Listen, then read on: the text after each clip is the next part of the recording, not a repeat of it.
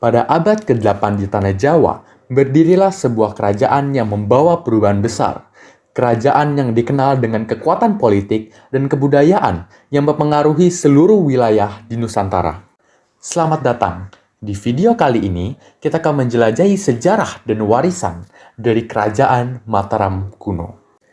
Kerajaan Mataram kuno, atau yang juga dikenal sebagai Kerajaan Medang, merupakan salah satu kerajaan besar di Nusantara yang mengalami perkembangan pesat antara abad ke-8 hingga abad ke-10 Masehi, dengan pusat kekuasaan awalnya terletak di dataran tinggi Kedu. Kerajaan ini telah meninggalkan warisan peradaban yang luar biasa. Pusat kerajaan terletak di wilayah Jawa Tengah, dikelilingi oleh pegunungan Merapi, Sindoro, Sumbing, dan Dieng, serta di dekat aliran sungai besar seperti Sungai Progo dan Sungai Elo. Keberadaan lokasi ini sangat mendukung aktivitas pertanian yang menjadi fondasi ekonomi utama dari Kerajaan Mataram kuno. Kehidupan di Kerajaan Mataram kuno ditandai oleh suasana yang sangat tentram. Masyarakatnya sangat bergantung pada sektor agraris, dengan sawah-sawah subur yang diirigasi oleh sungai-sungai yang besar. Istana kerajaan diperkirakan dibangun dari kayu, dihiasi dengan ukiran yang mencerminkan tradisi Hindu-Buddha. Aspek spiritual masyarakat sangat menonjol, terlihat dari pembangunan candi-candi monumental seperti Candi Borobudur, Candi Prambanan, Candi Kalasan, dan Candi Pelausan. Kerajaan Mataram kuno menguasai sebagian besar Pulau Jawa. Di Jawa Tengah, wilayah kekuasaannya mencakup Kedu, Yogyakarta, hingga Magelang.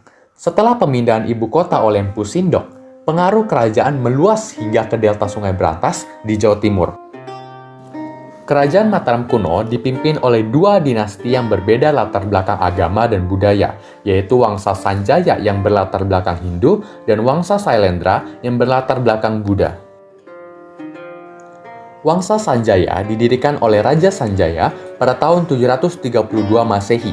Mereka menguasai wilayah Kerajaan Mataram kuno di Jawa Tengah bagian utara. Sementara Wangsa Sailendra didirikan oleh Raja Banu pada tahun 752 Masehi. Mereka menguasai wilayah Kerajaan Mataram kuno di Jawa Tengah bagian selatan. Singkat cerita, kedua dinasti ini pada akhirnya bergabung melalui pernikahan politik, di mana Rakai Pikatan dari dinasti Sanjaya menikah dengan Pramawardhani dari dinasti Sailendra. Langkah ini pun pada akhirnya memperkuat persatuan antar kerajaan tersebut. Kerajaan Mataram kuno mencapai masa kejayaannya pada masa Raja Dyah Balitung. Raja Dyah Balitung berhasil memperluas wilayah kekuasaannya ke timur, hingga mencapai Jawa Timur, Banten, dan Bali. Pada masa Kerajaan Mataram kuno, aktivitas ekonomi terbagi menjadi 4 sektor utama, yaitu pertanian, perdagangan, kerajinan, dan kesenian. Kehidupan ekonomi ini tercermin melalui prasasti yang ditemukan, yang mengungkapkan peran serta masyarakat dalam berbagai kegiatan ekonomi. Sektor pertama yang akan kita bahas adalah sektor pertanian. Sektor pertanian menjadi jantung utama perekonomian Kerajaan Mataram kuno. Prasasti Canggal yang berasal dari masa Kerajaan Mataram kuno menyebutkan bahwa Pulau Jawa adalah daerah penghasil beras utama. Ini menunjukkan bahwa pertanian, khususnya produksi padi, sangat penting bagi perekonomian kerajaan pada waktu itu.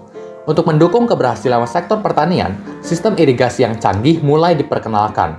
Irigasi digunakan untuk mengalirkan air dari sungai ke lahan pertanian agar sawah-sawah dapat mendapatkan suplai air yang cukup. Selain itu, prasasti ini juga mengungkapkan adanya perhatian besar terhadap pengelolaan lahan pertanian. Contohnya, terdapat petugas atau pejabat yang bertanggung jawab atas irigasi dan pengelolaan hasil pertanian, seperti huler atau pengawas irigasi, dan huluras, yaitu pejabat yang mengurusi pengelolaan beras. Sektor kedua adalah sektor perdagangan.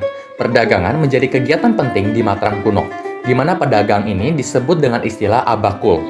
Sistem perdagangan ini telah terorganisasi dengan adanya pajak perdagangan yang dikenakan pada komoditas seperti beras. Selain itu, penggunaan mata uang emas dan perak seperti Suwarna dan Kupang menunjukkan adanya sistem tukar-menukar yang sudah maju. Sektor yang ketiga adalah sektor kerajinan. Banyak masyarakat yang berprofesi sebagai pengrajin. Buktinya pada prasasti Tihang menyebutkan adanya profesi seperti pengrajin emas, pengrajin besi, dan pengrajin gamelan. Selain itu, pengrajin gula dan pemintal benang juga tercatat dalam prasasti Poh Dulur. Ini menunjukkan adanya kerajinan berbahan baku lokal. Sektor yang terakhir adalah sektor kesenian. Kesenian juga menjadi bagian dari mata pencaharian masyarakat Mataram kuno. Prasasti Poh Dulur mencatat profesi dalam bidang kesenian seperti manidung atau penyanyi dan tuha padahi atau pimpinan kendang. Perkembangan kesenian Hindu-Buddha memberikan kontribusi besar terhadap tradisi seni di Nusantara pada masa itu. Sekarang, mari kita lihat peninggalan-peninggalan dari Kerajaan Mataram kuno. Peninggalan Kerajaan Mataram kuno dibagi menjadi dua, yaitu peninggalan kerajaan oleh dinasti Sanjaya dan peninggalan kerajaan oleh dinasti Sailendra. Peninggalan kerajaan oleh dinasti Sanjaya meliputi prasasti dan juga candi. Ada 3 prasasti yang menjadi peninggalan dari dinasti Sanjaya. Yang pertama ada prasasti Mansyasi, yang dimana prasasti ini ditulis pada tahun 907 Masehi. Prasasti ini juga biasa dikenal sebagai prasasti Kedu atau prasasti Balitung. Yang kedua, prasasti Kalasan. Prasasti ini ditulis pada tahun 778 Masehi, dan prasasti ini ditulis menggunakan bahasa Sanskerta dan huruf Pranagari. Dan yang terakhir adalah prasasti Canggal. Prasasti Canggal ditulis pada tahun 732 Masehi, dan prasasti ini juga ditulis menggunakan bahasa Sanskerta. Tetapi, prasasti ini ditulis memakai huruf Pallava.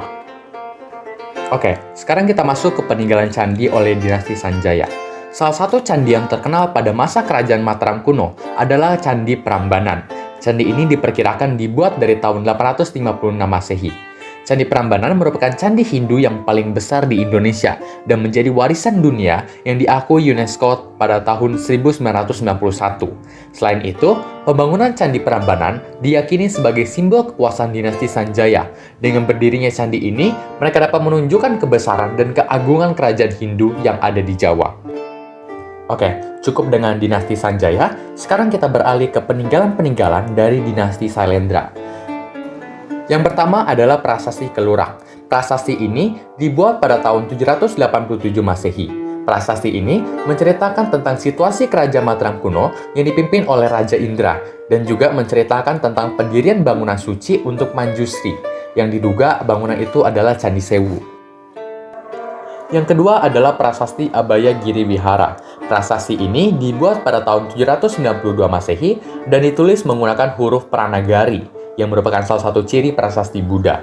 Dalam prasasti ini disebutkan bahwa Raja Teja Purnama Panangkarana yang diperkirakan adalah Rakai Panangkaran telah memerintahkan pembangunan Abaya Giri Wihara.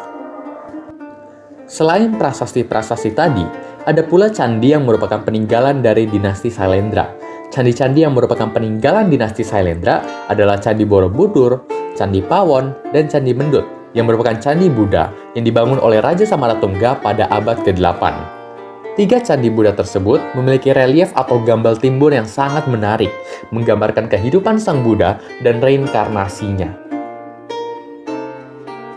Kehidupan politik kerajaan Mataram kuno ditandai dengan sistem pemerintahan yang berbentuk monarki, di mana raja akan mengemban kekuasaan tertinggi dan raja akan mengatur segala urusan kerajaan. Pada saat itu, kerajaan Mataram kuno juga menganut sistem raja yang dianggap sebagai seorang titisan dewa atau perwujudan dewa di dunia. Selain itu, raja juga dianggap sebagai pemberi kesejahteraan bagi rakyatnya. Maka tak heran bahwa kesetiaan pada raja bukan hanya merupakan kewajiban politik, namun juga menjadi bagian dari religius masyarakat. Rakyat kerajaan Mataram kuno juga percaya bahwa ada 8 dewa di dalam tubuh raja. Oleh karena itu, raja harus menjalankan tugasnya sebagai pemimpin dengan berdasarkan pada dharma, yaitu kebenaran, keadilan, dan kesejahteraan. Ada sebuah kisah menarik yang menghiasi perjalanan kehidupan politik di kerajaan Mataram kuno. Kisah apakah itu? Jadi, Pramowardhani memiliki seorang adik bernama Balaputradewa. Menurut aturan kerajaan, seharusnya Balaputradewa lah yang akan menjadi raja selanjutnya, menggantikan ayahnya yang bernama Samaratungga. Namun, karena Pramowardhani menikah dengan Rakai Pikatan, maka kedua dinasti ini akan bergabung menjadi satu. Artinya apa? Artinya sistem pemerintahannya juga akan menjadi satu. Dan menurut aturan kerajaan, Rakai Pikatanlah yang akan menjadi raja dan Pramowardhani yang akan menjadi ratu. Maka dari itu, usulan pernikahan ini sangat ditentang oleh Balaputradewa. Sampai-sampai Balaputradewa terlibat perang saudara dengan Pramowardhani dan Rakai Pikatan. dalam rangka untuk memperebutkan tahta kerajaannya. Setelah kalah perang dengan Pramawardhani, akhirnya Balaputra Dewa pergi melarikan diri ke Sriwijaya. Lalu kenapa Balaputra Dewa melarikan diri ke Sriwijaya? Kenapa nggak Balaputra Dewa pergi ke kerajaan lain? Simpelnya, karena Sriwijaya dan Balaputra Dewa termasuk ke dalam satu dinasti atau satu keturunan, yaitu dinasti Sailendra. Maka dari itu, Balaputra Dewa sudah pasti diterima di kerajaan Sriwijaya. Sepandai-pandainya tupai melompat, pada akhirnya akan jatuh juga. Sama seperti kerajaan-kerajaan di Nusantara, semegah-megahnya kerajaan tersebut, pada akhirnya akan runtuh juga. Kerajaan Mataram kuno mengalami keruntuhan pada tahun 1080, di mana penyebab keruntuhannya ini disebabkan oleh berbagai faktor. Faktor yang pertama adalah serangan dari kerajaan Sriwijaya. Ketika Balaputra Dewa melarikan diri ke Sriwijaya, Balaputra Dewa berhasil menjadi raja di sana. Pada akhirnya, Sriwijaya yang dipimpin oleh Balaputra Dewa menyerang Mataram kuno. Hal ini dipicu oleh dendam Balaputra Dewa terhadap Rakai Pikatan dan Pramawardhani. Kondisi tersebut semakin diperparah ketika kerajaan Mataram kuno dipindahkan ke wilayah Jawa Timur, karena Sriwijaya dapat semakin leluasa melakukan serangannya. Faktor yang kedua adalah bencana alam. Salah satu penyebab runtuhnya kerajaan Mataram kuno adalah karena bencana alam. Sebab, letak wilayah kerajaan Mataram kuno berada di dekat Gunung Merapi. Dan ketika meletusnya Gunung Merapi, Busindok yang merupakan raja pada saat itu pun memindahkan kekuasaan kerajaan Mataram kuno ke wilayah Jawa Timur dan berganti nama menjadi Kerajaan Medang. Faktor yang terakhir adalah perebutan kekuasaan. Selain dua faktor di atas, konflik internal berupa perebutan kekuasaan juga terjadi antara dinasti Sanjaya dan dinasti Sailendra, dan konflik ini pun menjadi salah satu penyebab runtuhnya kerajaan megah yang berada di Jawa itu. Gimana nih teman-teman? Apakah kalian sudah paham tentang sejarah dan warisan dari salah satu kerajaan termegah di Pulau Jawa ini? Semoga video ini dapat memperluas wawasan teman-teman ya. Terima kasih sudah menonton dan see you!